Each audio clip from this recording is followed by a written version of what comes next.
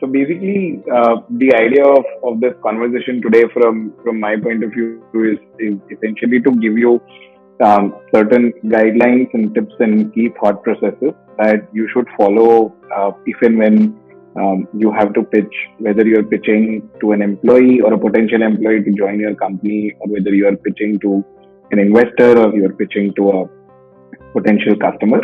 Primarily, we will talk about pitching to investors and potential partners, or even pitching for the government startup scheme that you guys are going to be presenting for, right? And so this presentation is essentially anywhere between 12 to 15 minutes.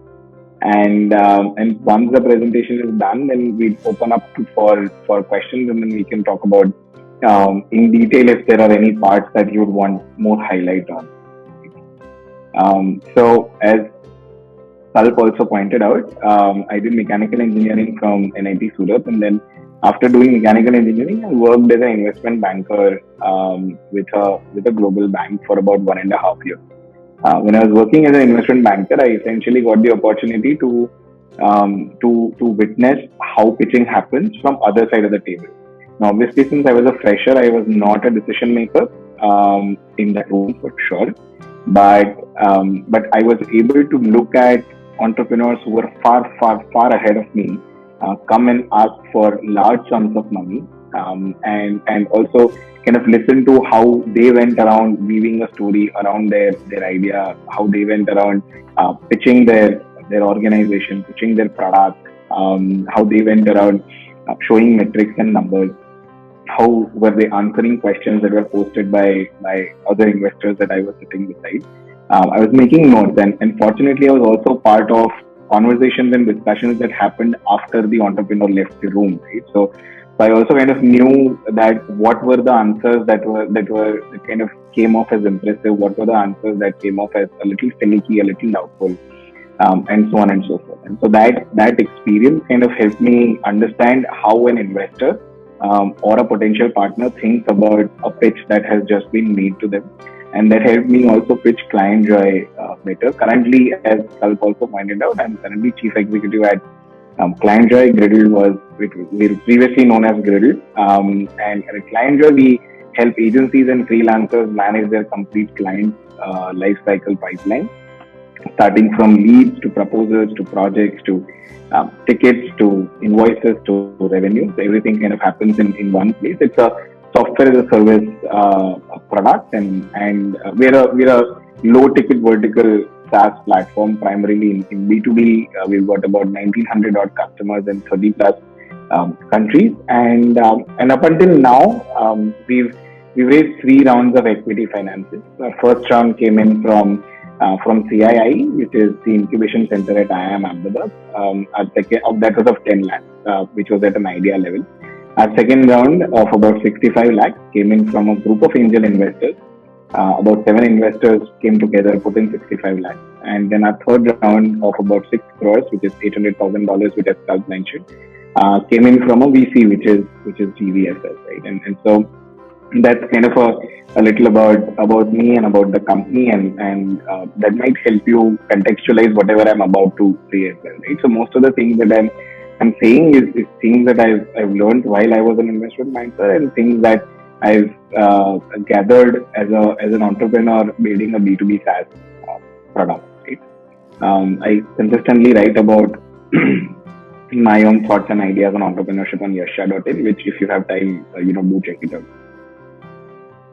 So these are the 5 key things that we will cover in the conversation today, right? So first is that we'll understand what a pitch is, what is it all about, what is the basic structure of a pitch that we make, what are a couple of things that you should not do for sure, one super hack, and then we'll open it up for questions, right? So the first thing, let's understand, right? So what is a pitch? A pitch is essentially broken down into 3 key elements.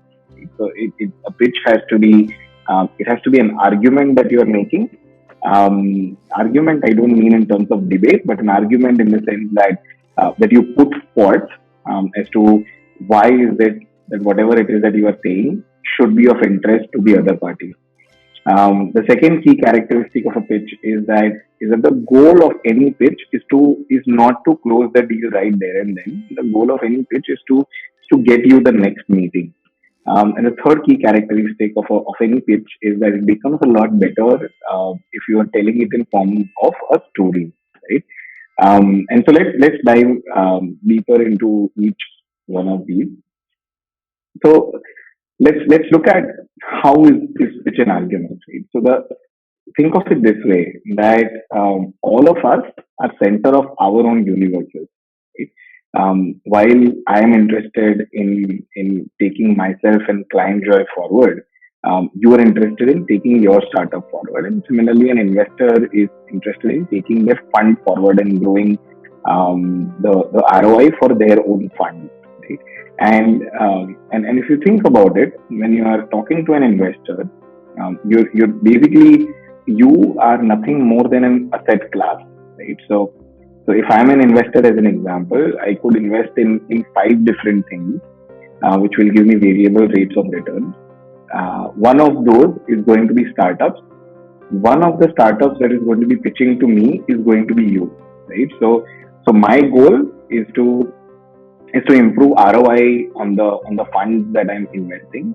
And out of the 5, 6, 7 years of investment, one of those avenues is startups. And out of the 10, 15, 20 pitches that I'm hearing, you are going to be one of that, right? So in terms of percentage, you're going to have anything between 2 to 3% of their attention, right? And so it's important to remember that whenever we go out to pitch, the idea of that pitch is to make a compelling argument as to why should a potential investor get involved with whatever it is that you are doing, right?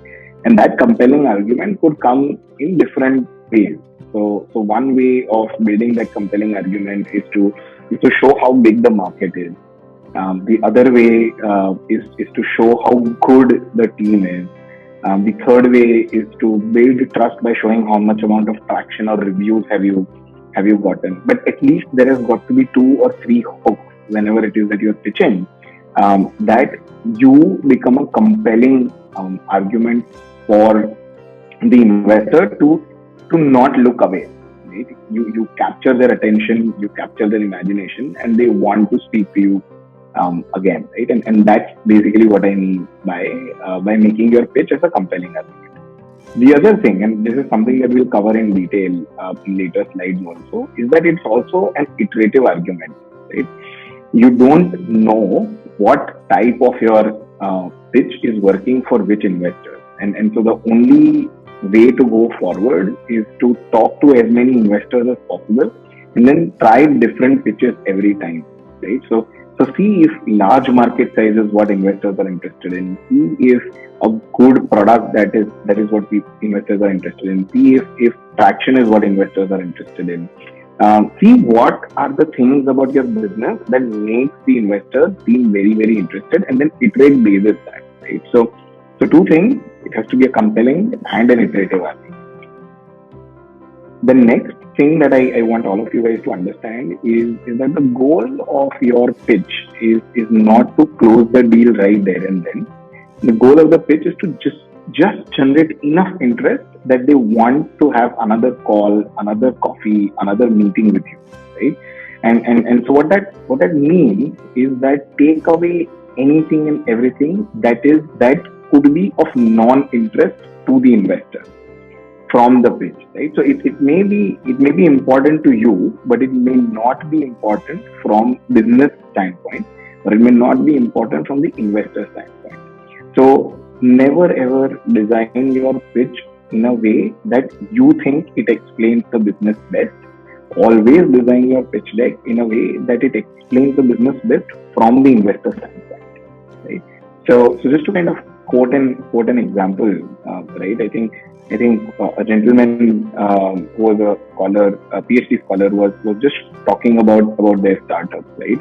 About his startup, and so one of the things that he kind of dived into was talking about the percentage of nitrogen, percentage of XYZ elements in excreta, right? And how that could be used and so on and so forth.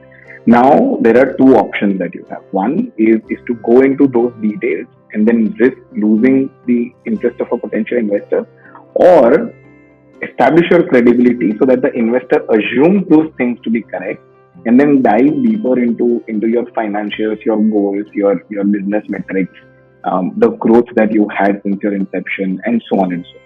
Right? And so it's important to think of the pitch as that how do I generate enough interest in the investor that they want to speak to me again and ask for another meeting. The other thing that I want you to think about very deeply is how do you convert your pitch into a story, right? Invariably, what I've understood and what I've seen is that if a pitch is given to an investor in form of a story, it has a much larger impact on the person who's listening to you, right? So build a scenario, explain a use case, talk about some of your competitors, and try to make it as personal as possible, right? So I'll give you an example. When we were pitching Client Joy, instead of talking about the fact that our target market is agencies and freelancers that are smaller than 20 in developed economies, what we would say is that we paint a scenario. We'd say, imagine that you're a services company. Imagine that 80% of your cash outflow is happening on salaries of people, and these people are using 5, 6 different tools to work together. And then these people are wasting 28 man hours per month. You're not able to know what ROI on marketing are you able to fetch. All of your turnaround time from your first conversation to first payment is much, much longer than what you would want that to be. And now imagine that there are more than 18,000 of such in just one particular geography. That is our target market, right? So we would try to make it as personal as possible. We would try to make them understand the pain point as deeply as possible, and then kind of go deeper into the pitch and into the presentation, right? And so I'd recommend, quoting the similar example, right? So let's say from Ashfaq's standpoint, he could talk about, imagine you're a farmer, right? And then this is what's happening. And so here's how we can make it better. So coming to the second part of this conversation, which is essentially structure of a pitch, right? And so this is, so there could be variations in this structure, but this is primarily what any pitch should look like, which is anywhere between 10 to 12 slides most, right? So first you want to talk about the problem that you identified, or the opportunity that you identified, and the solution that you think will apply to that problem, right? And so it essentially goes like the problem, how is it being solved today, and where we talk about inefficiencies in those solutions that are there as of now, and then your solution and how is it better than whatever is being done as of now. So this should be a little less than half of your pitch, right? So if you've got 10 minutes to pitch, you should spend anywhere between 4 to 5 minutes talking about the size of the problem, the scope of the problem, scale of the problem, and how your solution fits. Because this is where you have to sell to the investor that, boss, this is something that you want to look at. This is an opportunity that other people have not realized that it exists as of now, right? And so what happens is that, and this is the most subjective aspect of the pitch as well. So if you capture their attention in this part of the pitch, then you know that everything else is kind of factual in nature, right? So then give some amount of background and context. So talk about what's the size of the market, who are the competitors, what's your business model or revenue model or pricing structure, and then move on to some factual data, right? Which is traction. So as of now, where have you reached? What's the team like? What's the ask of your company? How are you going to use it? What do the projections look like, and so on and so forth. So again, so spend a little less than half of the time talking about problem and solution, because that's what you want to sell. Everything else essentially just builds context and helps them understand what data is there as of now, because the rest of those things they'll not be able to argue, right? They have to accept. If you have traction, they have to accept that these are the number of users, this is the amount of revenue that you are generating. If you have a 3 people team, they have to accept that it's a 3 people team. There's no argument there. The argument happens primarily on the problem and the solution scope and the scale of it. Moving on to the third key point, which is what definitely not to do during the pitch. These are the 3 key things. So no matter what, if you have half an hour, that's a different conversation altogether. But more often than not, you may not have. And so do not go beyond 10 minutes. Right? 10 minutes is bordering on the limit of the attention span. So try and crunch everything as quickly as possible within the first 10 minutes. The second is don't cover everything, right? So let there be, so obviously what will happen is if you've been working on your startup for a year or 2 years, it's very difficult to fit in all the details in like 10 minutes, right? And so there may be certain aspects that you want to fit in, but then it will just not work out in terms of the time frame or the amount of slides that you have or the setup that you're pitching in. And so in those cases, identify those aspects of the pitch that you know for sure that are going to be asked as questions to you, and then leave those out, right? So if you know that they're going to ask a question on competition, if you know that they're going to ask a question around serviceable addressable market as an example, or if they're going to ask you a question around unit economics of your business, then just let that out, right? So don't talk about that in the pitch. Have those slides as kind of addendum slides, and then if they ask the question, just cover that while the Q&A is happening, right? And the third is that which is what we also talked about earlier, is don't pitch the same thing every time. It's almost a waste of a pitch. So when you're starting to pitch your idea to investors, try and go in with a couple of different pitches. So if I'm talking to, let's say, an investor from Sequoia Capital versus a SAF partner versus Nexus Venture Partners, or even if I'm applying for incubation, right, in different cases, try different versions of your pitch and see what works and what doesn't. And then once you know that, okay, this version of the pitch is working, then kind of stick to it and double down on that, right? But iterate on what could be the benefit that you're offering. This is like the super hack, is what I call it, is that I've come across a lot of entrepreneurs who say that we've pitched to 25 investors, we've pitched to 10 investors, but nobody seems to be investing. Some of them are saying that you're too early for us. Some of them are saying that your ask is too small. Some of them are saying that your market's too small, or the product's not ready, or the traction's too less. Whatever that case is, one primary thing that you need to understand is that you don't need everyone to say yes. You only need one yes.